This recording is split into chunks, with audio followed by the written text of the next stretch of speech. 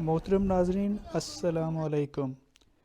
पिछले दिनों मेरा जनूबी पंजाब के एक चक में जाने का इत्तफ़ाक हुआ। वहाँ मैंने कुछ ख़वातीन को पुराने डिज़ाइन की एक खड्डी पर कालीन बनाते देखा। उनकी इजाज़त से मैंने कुछ वीडियो क्लिप्स बनाए जो कि इस ब्लॉग में आपको नज़र आएंगे। इसके साथ साथ मैं आपको कालीन साज़ी के हवाले से कुछ मालूमात भी देना चाहता हूँ। उम्मीद है आप पसंद करेंगे। बरसगीर में हाथ से कालीन साजी की एक तवील तारीख़ है जो 16वीं सदी से शुरू होती है। ये एक रिवायती दस्तकारी है जो नस्ल दर नस्ल मुंतकिल होती रही है। कालीन मकामी तौर पर हासिल शुदा ऊन से बनाए जाते हैं और अपने पेचीदा डिज़ाइन और चमकदार रंगों के लिए मशहूर हैं।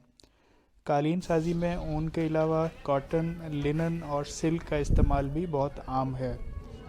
कहा जाता है कि हिंदुस्तान के पहले मुग़ल शहनशाह बाबर का बरसगीर में कालीन साजी पर ख़ासा असर था।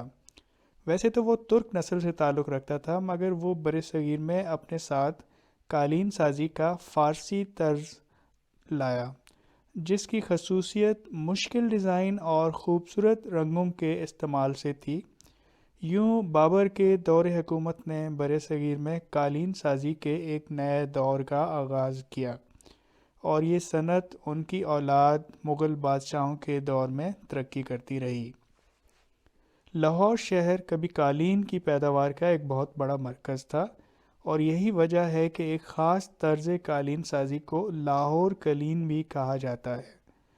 लाहौर के अलावा तुर्की डिज़ाइन के बुखारा, जालदार, पाकी पर्शियन और चोबी कालीन भी मशहूर हैं।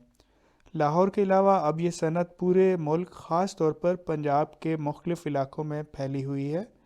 पाकिस्तानी कालीन की सनत को हालिया बरसों में बहुत से चैलेंजेस का सामना करना पड़ा है, जिनमें सस्ती दरामदात से कंपटीशन और हद से ज़्यादा चराई की वजह से ऊन के मेयार में कमी शामिल है।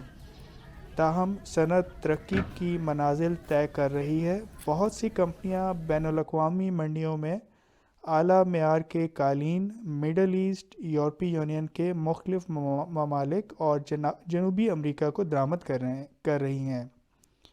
कालीन साजी के लिए 16वीं और 17वीं सदी में लकड़ी की लूम्स, 18वीं सदी से मशीनों का इस्तेमाल शुरू हुआ, जबकि 19वीं और 20वीं सदी में टाइलर मशीनों का इस्तेमाल किया जा रहा है। एक हालिया अंदाजे के मुताबिक पाकिस्तान में सालाना 50 लाख मुरबा मीटर कालीन तैयार किए जाते हैं, जो ज़्यादातर बरामद कर दिए जाते हैं। उम्मीद है आपको ये मालूमात बहुत मुफीद लगी होंगी। इस तरह की और ब्लॉग्स देखने के लिए हमारे चैनल को सब्सक्राइब करना ना भूलिएगा। बहुत शुक्रिया।